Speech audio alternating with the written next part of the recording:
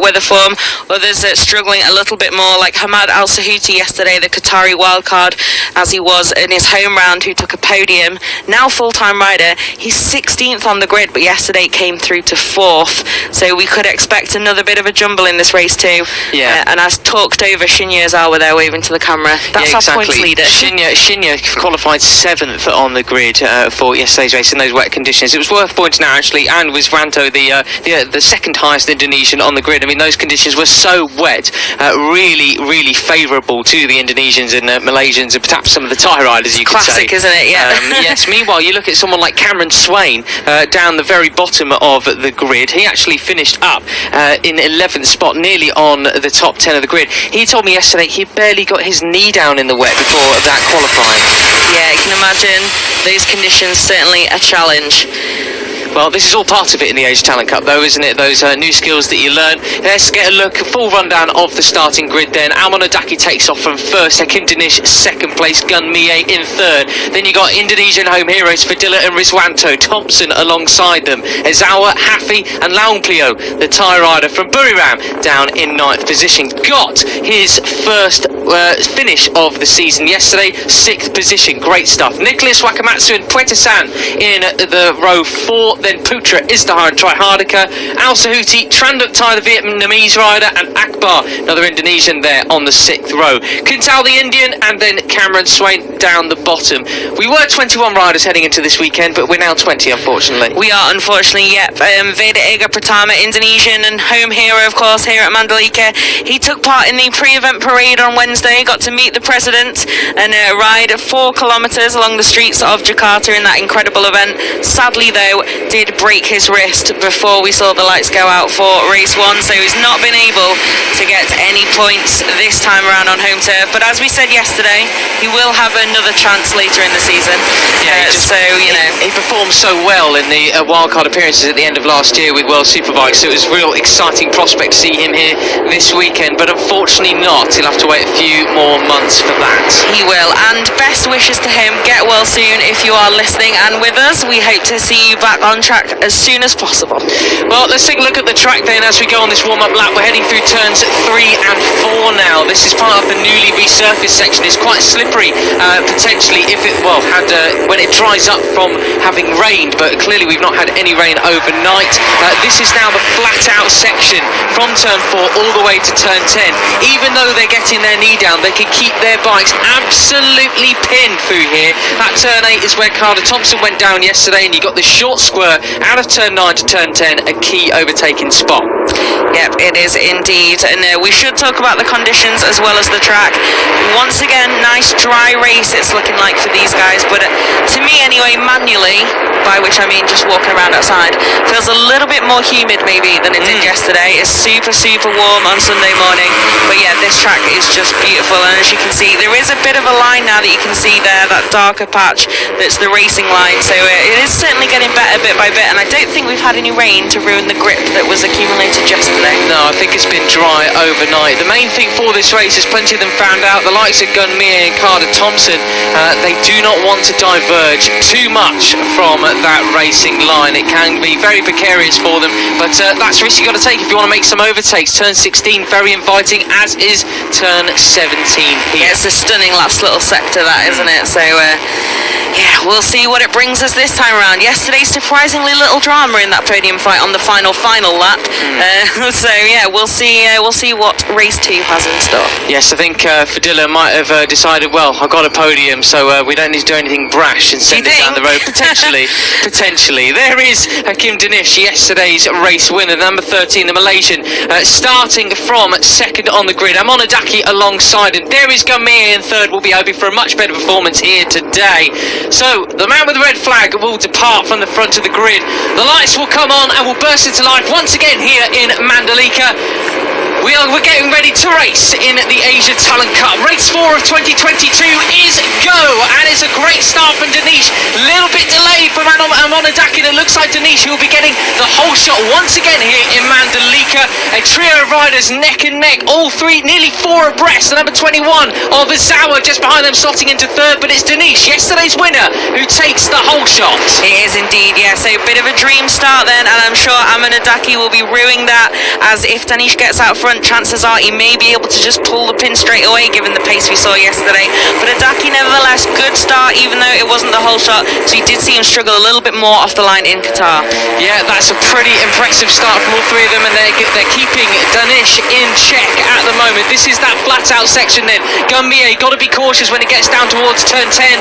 What sort of line will he take this time around? It's Adaki chasing down on Danish, who went a little bit wide through turn 10. Neck and neck, different line choices down into turn 10. Danish looking round the outside of Adaki. He chops his nose off. He goes so wide. So many riders going incredibly wide here at turn 10. Braking markers missed all around. Wow, goodness me. What sort of homework went on last night, ladies and gentlemen? What's going on? I really don't know. I really don't know. 4 abreast here almost as well.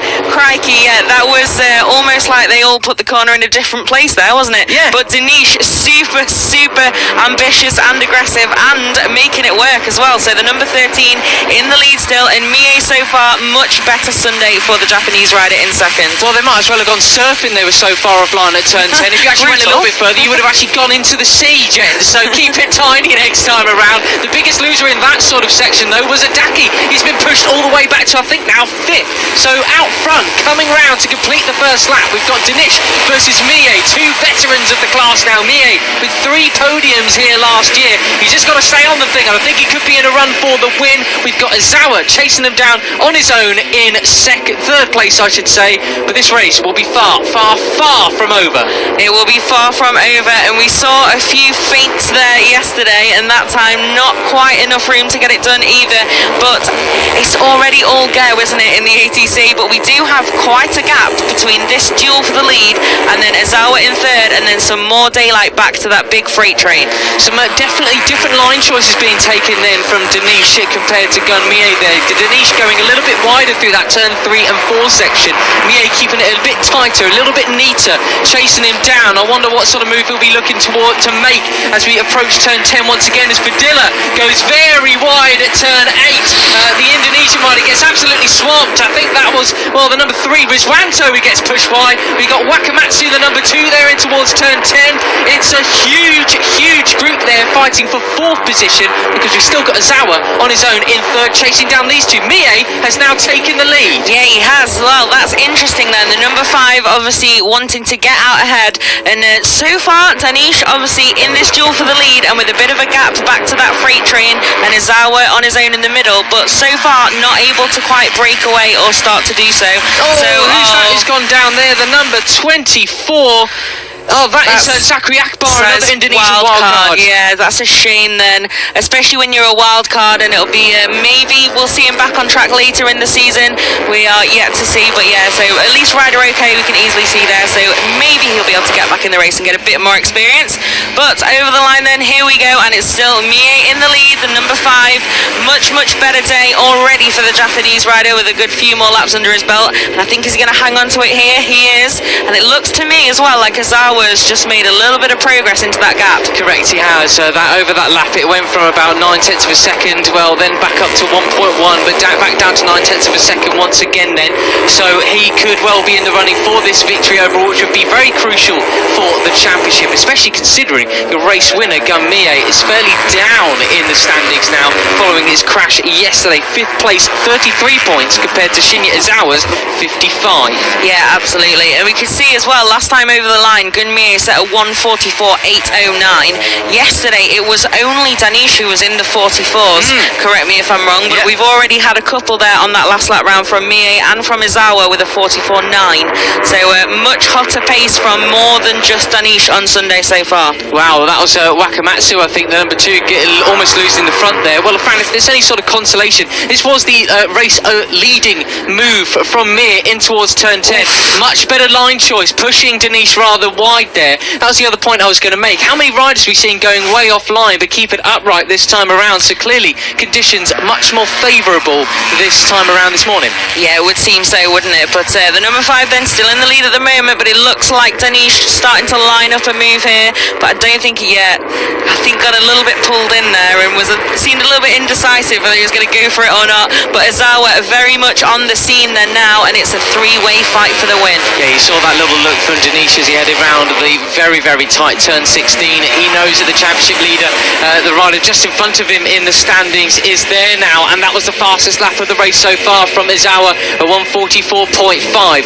3 seconds back to Iatc. What's happened to him this weekend? Unfortunately, just been sort of swamped, really. I saw him locked in a debrief with the ATC rider coach and his helper. I'm sure it was his helper, his dad. Quite a lot of them do have their dads with them, don't they? But Iatc wasn't looking overly happy with yesterday's performance, understandably so.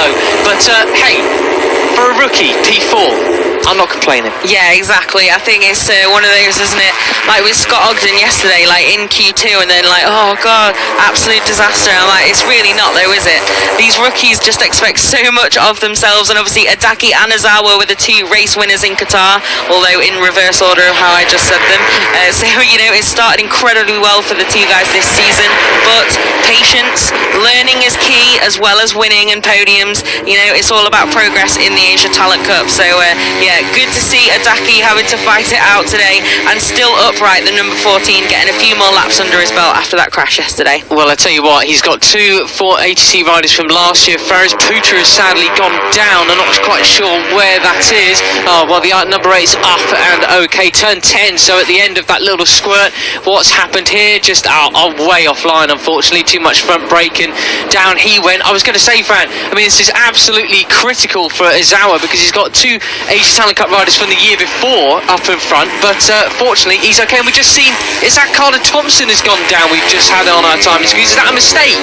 I think it might be. I just pointed it at it for you as well, but on the graphics on the screen, certainly we have the number 6 still in 7th place. It's not come up on the main screen, he's so maybe the line now. It should have been the number 8 of Faris Putra then. So no panic, Australia. So far so good. Thompson still in that freight train battle behind this trio, battling for the win, I believe. Meanwhile, whilst we've seen the replay of that crash from Putra earlier, Gunmie has gone from first down to 3rd place. He has. So and look at the difference in line choices there. I was noticing Fran down in towards turn 10. Hakim Danish takes a very, very late braking line. Unfortunately, Izawa had absolutely nothing for a much earlier breaker into that section of the track. But what about here? Knee down whilst absolutely flat out on these Mini Moto 3 Hondas. Here we go in towards turn 10. I don't think any of them are going to be close enough to make an overtaking move, or will they? Izawa still just, Danish is just such a strong breaker into that deep braking zone. Yeah, absolutely. You see the number 21 there starting to think about it, but not in the end. And there are still plenty laps to go in this race too,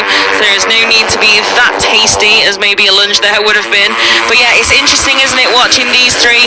It's pretty different lines in places, and yeah, certainly Danish seems king of the late breakers at the front at the moment.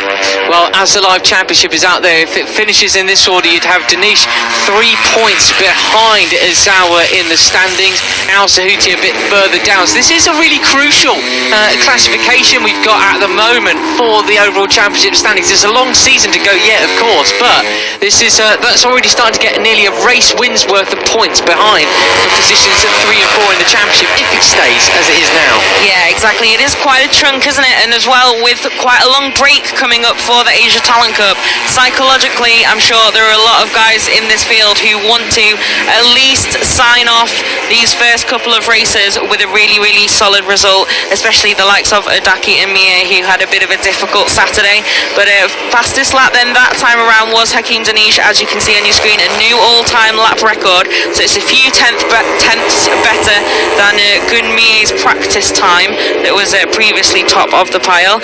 So it's good pace from Danish once again. It's just not enough to break these 2 and get away at the front this time around so far. Yeah, I tell you what, Izawa certainly is doing a lot of learning on these laps because he's really able to reel in Danish in those turns 3 and 4. And Danish goes wide in towards turn 8 there, so really cut across the track. Got to be careful because actually that could be deemed as a shortcut. I was going to say, to go through. I think that is definitely getting towards cheeky territory. Obviously, it was a mistake, but it's not one that he's really lost out from, so he'll have to be careful, the number 13. Track limits are important, as are shortcuts. We've seen plenty laps cancelled, even in the Premier class of Grand Prix racing this weekend, with riders just cutting bits of the track. There's track limits and then there's shortcuts. Exactly, yes. There's like just over into the green, and then there's actually didn't really take the corner. No. But no harm done at the moment then for Danish. We'll keep an eye on it if we get anything on the screen about track limits warnings or shortcuts or anything else. Oh, wow, what a move for the lead once again. That is classic. That is exactly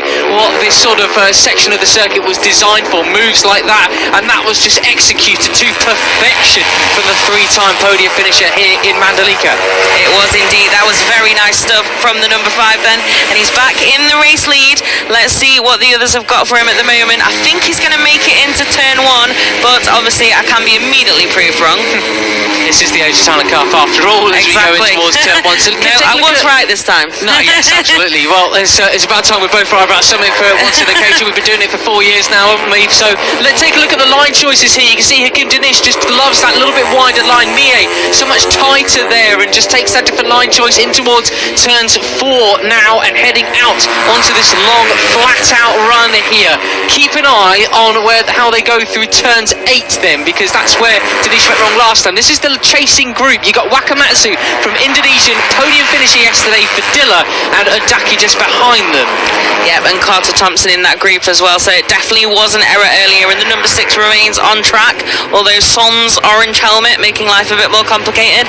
These guys though, they're really going at it now, and Danish again over onto the green, the number 13. He needs to be careful there, because we don't want to see penalties getting in the way of this great fight for the win. Yeah, exactly. I'd love to have another look at that, because I couldn't tell whether he was maybe pushed out a little bit by Zara. I'm guessing that's what he would plead if it stood up in court, but not this time, in front of my judge. So down towards turn 10 we come once again. Mie then, well, he certainly did his homework last night. This is not turn 10, my apologies, the camera angle took me by surprise. It's towards turn 16 now, where we saw that overtaking move from last time, but no such attempts this time around. 10 laps to go as they come across the line. It will be 9.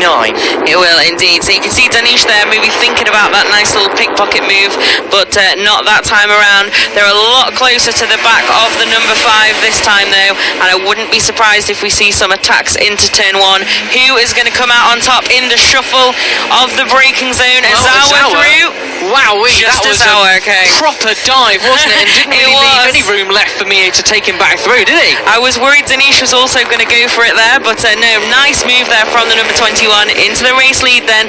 It's just a great little battle here, isn't it? It's got a bit calmer, a bit cleaner since a few frantic laps, and yes, so far they just seem to be trying to get the measure of each other, and like you said, a few different lines, different places where a different rider looks a little bit stronger, so it could be an interesting tactical one on the last lap, especially because obviously we saw some duels here last year with Daniel Sharil versus Tayo Furusato. Yesterday Danish by himself, and we didn't really get that move on the last lap between the other guys fighting for the podium, but so far these guys already absolutely carving each other up, and I think it's a bit too soon to take it a bit calmer, because Mie just straight back through, and Danish again looks to be just struggling to hang on to the back of him. He just went wide and he's just dropped back a little bit. There's a lot of mistakes from Danish here today, from yesterday being so dominant and just absolutely inch perfect, basically a second a lap quicker than everybody.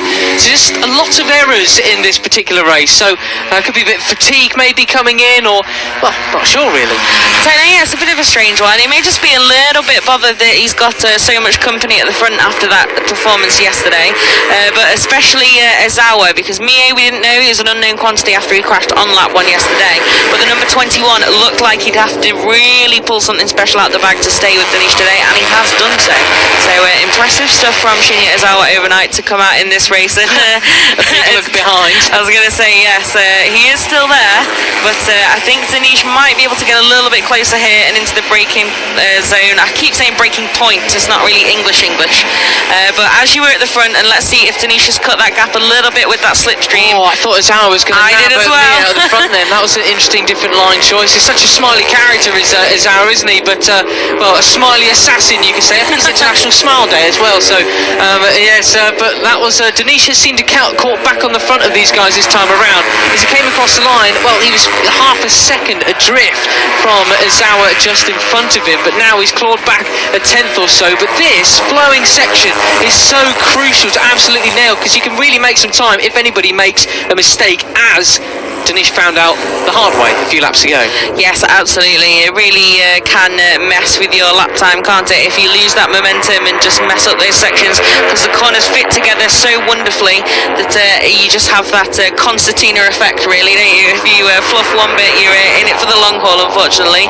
But here is that battle then, just behind that leading group at the moment. Iatc leading it, but there's 4 of them now, and then a bit of a gap back to the others. So this was a huge freight train a few laps ago near the start of the race, but now just starting to kind of move out into little pockets of 3-4 riders fighting it out. We'll have to see though, because everything can change in the ATC, especially when that gaggle of riders punches a little bit bigger hole in the air. Yeah, 6.8 seconds they are adrift from any sort of podium spot, so they're definitely fighting for the Wooden Spoon Award, 4th position, but it's more about the My results favourite and then award. the progression. Yeah, me too. It's the only one I ever would have got in Sports Day back in the day, but here we are. Iatc, that is a good performance. I mean, you expect a little bit more from him, having taken a race win already, but I think we can't really take away what an impressive performance this is from a rookie, as we see another rookie head back into P1. Yeah, exactly. I think Iatc as well. It's close again there between those two. Those different lines really making me a little bit nervous with the camera angle. But yeah, Iatc definitely, I think, will need points on the board today. He can't have another crash, so if he's not got more than 4th is a very good finish for a rookie and for any rider, really. So yeah, main objective for him will be take as many points as possible, and if it's not in the podium battle, then so be it, but it has to be a finish. Yeah, worth pointing out as well, the pace from this trio out front is significantly quicker than those behind them. You got Dinesh, the only rider in the 144s last time around, and the other 2 were in the 145.2s, but that won't help any sort of lap times as Mie heads back through into the lead once again on Izawa. So Dinesh, he's got back these 2 back up. He's really sort of settled in now after that little trio of mistakes that he made earlier on. So a bit calmer for the Malaysian at the moment. Yeah, you think he's probably got a little bit more of a more regular heartbeat now, back on the back of them, and no stress. They've not escaped into to make it a duel for the win. But yeah, Izawa then just a little mistake from the number 21 there, and Gunmie needing no second invitation to head through into the lead. We still have a fair way to go in this race, so good news for us. It looks like we're going to get a great fight to the finish between these guys.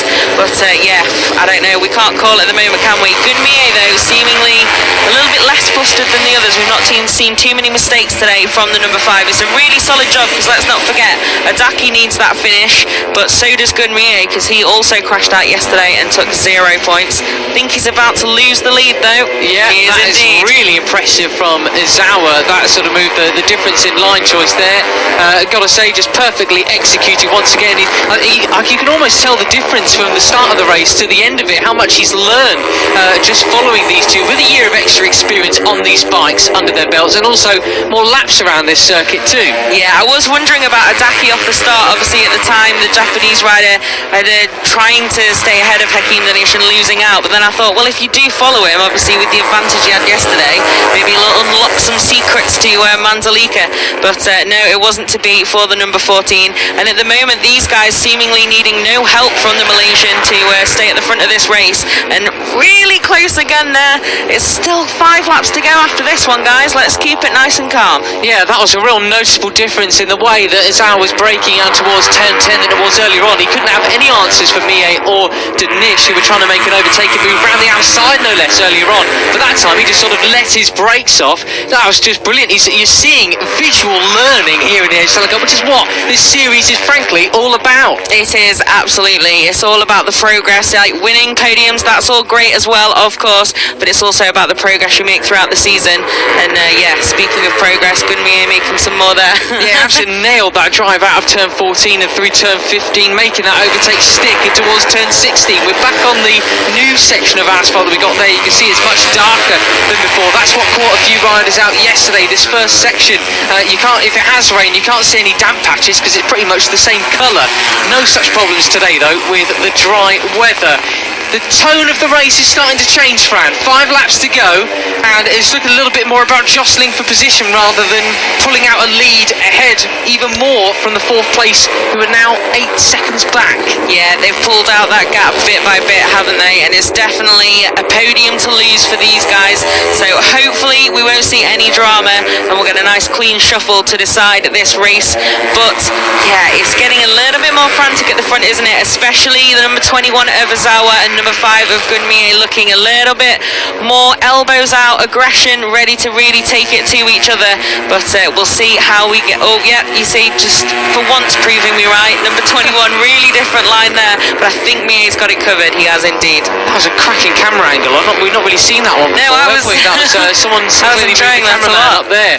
Here's a great slow-mo of turn 17, the final corner, that changeover onto the newer asphalt. We're watching Gunmie navigate his way through the final corner, knee down, scraping against the curbs there. They are a little bit raised, so you get a little bobble on, and perfectly in the bubble, straight out of it. Here we go then, down towards turn 10 once again, and we got Danish, who's right on the back of them now, looking to try and make some moves. No, it's not turn 10, got the camera angle confused again. It's out turn 14, that was. Looks pretty similar, but they've got, I think that's Akbar ahead of them. A back marker coming out. Yes, he's okay. He's let them through after his crash earlier on, thankfully. Yeah, that's good stuff then from the wildcard. Good racecraft. Also important part of learning. But Danish then has picked another pocket and up into 2nd place.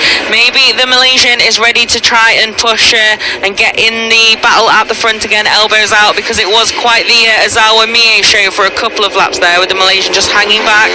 But at the moment though, still nothing to decide between them, but we do have some long lap penalties that have just come up on the timing screen. Yeah, unfortunately your podium finisher from yesterday, Fadilla, is going to have to go through the long lap penalty lane. He's currently in 6th position. Then we've also got one for number 19, that's Hafi, the Malaysian, who's down in 14th place, just behind Pretizan, about 2/10 behind the Thai rider. Will also have to go through a long lap penalty. This is why we say you got to avoid not just, well, the green. You can't be taking shortcuts like we saw Denise do at this exact point in the circuit, well, about half the race ago now. Yeah, it was a while ago now. The number 13's kept it nice and tidy since there's a few little mistakes he had. But yeah, certainly it's going to be a painful one as well, with not much time left in the race to try and get back on terms with the riders you're fighting at the moment.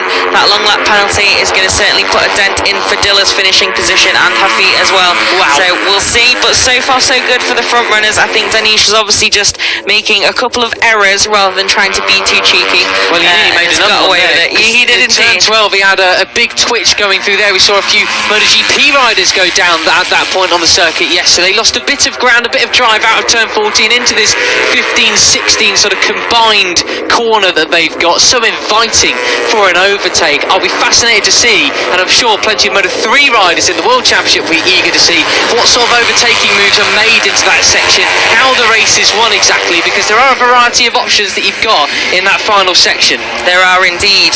So here we go then.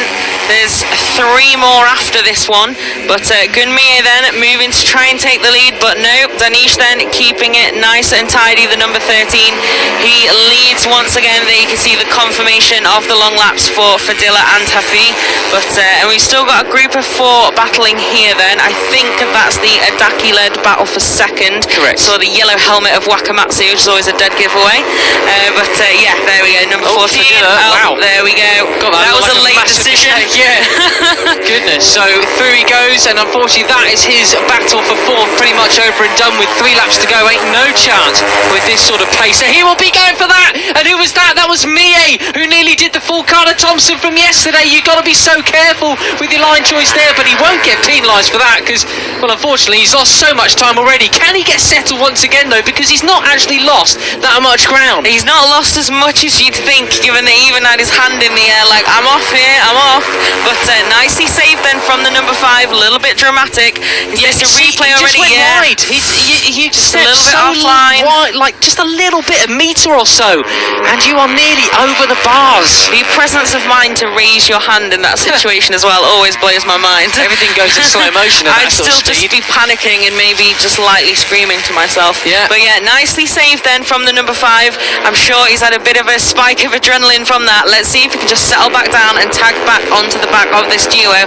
At the moment though, Danish with a couple of meters in hand behind him, but it can all change so quickly in the Asia Talent Cup. Yeah, Let's see if Azawa can get back on terms with him. You talk about a little adrenaline spike. I think that would have been the same for Izawa, who had a grandstand view of Mie's near the error there. So he's chasing back on to Hakim Danish at the moment. Just needs to get settled. The gap as they came across the line was 0.4 of a second. Not much if he manages to get this next section nailed. We're in towards turn 2, turn 3. The difference in line choices between these two here. This is really crucial to nail your run out onto the flat out section of turn 4. It's about full throttle from now, and they do it all the way towards turn 10. So line choice is key at this moment. It is, and I think, don't want to call it too early, but I think Mie is going to be out of this fight for the win at the moment. Japanese rider may be saying, you know what, after a crash yesterday, 16 points is pretty grande for me today, because these two really starting to pull out some ground now. Yeah, I gotta say, I think that was another mistake from Danish. His line choice wasn't nailed, and he just let Izawa catch right onto the back of him once again, so that little advantage that he had is well and truly gone. So we've got a proper battle royale on this penultimate lap of round 2 in the Asia Talent Cup. Mie, well, he's maybe I called it too soon. 9/10 of a second, he's closing in again, but will it be fast enough? That's the big question for the Japanese rider. This is the thing, you've got to arrive on the scene and then have time to make that move as well. Danish again. Another 10th for Mie, so he's catching, he's going for it, he's giving it absolutely everything. Yeah, it really looked like he just dropped off the back of them quite significantly in the first part of that lap, but no, he's coming, isn't he, the number 5, gunning for glory here. I'm sorry, sometimes you've got to do it. He's shooting for first position. He is indeed, and a big mistake there from Azawa. His countryman, well, goes so wide, he's back on towards P2. Azawa gives a little shake of the head, he's frustrated with himself. Does that leave Danish, as we head on to this last lap, in prime position to take second win here in Mandalika? I think it may well do, just the Malaysian needs to realise that he is alone at the front, keep it nice and tidy, the number 13 now, because we have seen him in the green a few times. But yeah, big mistake from Azawa then. Not too much harm done, is that he's still in this podium battle, but he's also lost out on that second position, so we've got an all Japanese duel for second here. Let's look at the intermediates as they come out of section 1. So Mie is 9/10 of a second adrift from Danish. What about when they come through these sort of sections, they get towards intermediate 2? What will the gap be then? Danish doesn't have great line choice characteristically through here, but I think that time when he needed to most, he absolutely nailed it. Yeah, I think he did indeed. So they're not that far behind, are they? The number 13, any little tiny mistake now, so that's 0.15 of a second. That's incredible, isn't it? You can see them visually getting closer and closer. I don't know if they're going to have enough time though to really make an attack. We will have to see. At the moment though, Mie hanging on to that second place, and the number 5 really giving it everything to try and be in this fight for the win. Look what this will do for the championship though. 1 point will be separating. Hakim Danish will take the lead from Izawa if it stays like this. Mie, time is running out for him. I think it is too late. It looks like Izawa has settled for 3rd place. Tranduk Tai has gone down at turn 16. That was a lap ago. These are the final corners. I think it's going to be glory for Danish once again here for the Malaysian. Just one more corner to go. It's too little too late for Mie, but still a second place will be sensational. Out the final corner the Malaysian comes. It's going to be glory once again for the number 13 from Mie, and then Izawa takes the podium. What a race that was once again here in Indonesia. That was .272 in the end for Mie. Absolutely incredible. And here's that second group then fighting for 4th place in the end. Iatc held onto that from Wakamatsu. Another solid job from the number 2 to move through the field. Carter Thompson, some nice good points there in 6th place. And yeah, Raycat Fadilla then after that long lap penalty 7th. Hamad Al Sahuti once again moving through the field into 8th. And Trihada and Hafui completing the top 10 there as well. Goodness me, what a great little array of results. Lovely show of sportsmanship from Danish and Mie then. Yeah. Little fist bumps. They're all It was a good comrades fist here, bump aren't there, they? wasn't it? I don't know of any rivalries in the Asian Talent Cup. I don't know of any of the riders that don't like each other or anything like that. They all seem very chummy. They do travel around, well, Asia and Oceania together all year long. So, yes, good to see. We had some good vibes in the Accenture workshop on when was it? On Thursday it was here, going through some social media and communication skills for these guys, including a little bit of English practice too. And yeah, the vibes were really good there. Some some great quotes. But you can see there then Tranductite taken to the medical centre. So hopefully the Vietnamese rider all okay and just getting checked out after that late crash for Yes, him. normally when we see it, it's for a checkup. It's just a precautionary measure. Exactly. I think it had initially come up rider okay, so hopefully he's just thinking, maybe that twinge is more than I thought, and just going to get that checked out. But another great race in the Asia Talent Cup here, and some close finishes again as well. Yeah, very close indeed, wasn't it? So 2.72 separating Mie and Danish at the end. Just you can't help but think if Mie got himself together with just one sort of sector earlier, he could have actually caught up to Danish. What are we about to see here? This is the turn 15. This is the, not sure, the race-winning overtake maybe? I think it could be. Yeah, this should be it. The race-winning overtake. So Danish goes into turn 1, just around the outside, later braking, cuts across the nose of Mie in towards turn 1. And that little look behind, just to check if he's going to get anybody caught at the inside. Yeah, great stuff. How many times will we see this again today, hopefully? Yeah, exactly. This final section as well is just fantastic to watch. If you haven't watched racing at Mandalika before this weekend, check out the ATC races from here last year and the World Superbike round as well, because there's some absolutely great moves with those guys as well. There you go then. Yep. He's very close to you, but you've done it again, Hakeem Danish. Congratulations to the Malaysian. Really stunning weekend for him here, right up into contention now, after maybe a little bit more of a muted weekend in Qatar, compared to what you might have expected from him being a veteran. Yeah, I think that's a totally fair assessment from Hakeem Danish. Sometimes it just takes a little while to let them get going, really, wasn't it? What's this replay we're going to see? Oh, he's back in Park Ferme now. He's with other Malaysians such as Razlan Rizali. And we haven't got I saw Fahmi Karadin with us this weekend, I don't think. I have not seen Fahmi. There's Rudy from Alpine Stars down in Park Ferme as well. And our lovely camera woman getting all of the action. But Danish, of course, yeah, pair of 5th places back in Qatar. So that was a quiet start to the year. We did expect a bit more given he was on podiums previously. But hey, with those sort of the two performances, one of them's a runaway victory in dominant style, the other one fending off attacks right to the very last moment. I mean, he's won it in the both perfect ways possible. Perfect. It was. It's a lot. It's big words. It's like time for Risato from last year would win in any sort of condition. He can run away with it. Anything you throw at me, I am going to somehow find something to still take the flag first. Yeah. So get well soon still to tire for Risato as he waits to begin his Moto3 racing career. Still recovering. But yeah, they're big shoes to fill, aren't they? There's 7 wins from 7 for the Japanese rider last year. But Hakeem Danish then already doing the double in the 2022 Asia Talent Cup. So it's a really, really good start to the season to go from 5th to then taking that big step forward ahead of quite a long break for these guys. Well, there's Shinyazawa, not so smiley here at the moment, unfortunately. You see this from the shake of the head, he was very disappointed as he came across the finish line. That little mistake in towards turn 17 the lap before let Gun Mie a bit more experience overcoming exuberance. Yeah, they both made later errors, didn't they, in that race, but Mie just had enough time left to make up for it and get back on terms almost with race winner Hakeem Danish. But then again, he has got quite a lot more experience, so Azawa still should be incredibly happy with the start to the season that he's had. Funny how the dynamic changes throughout the sort of the race, wasn't it? It was this rider there, Hakeem Danish, making all the mistakes earlier on in the race to the point we thought, what's happened? And then towards the end of the race, well, he's the one who kept the coolest head, whilst the other two made mistakes and found themselves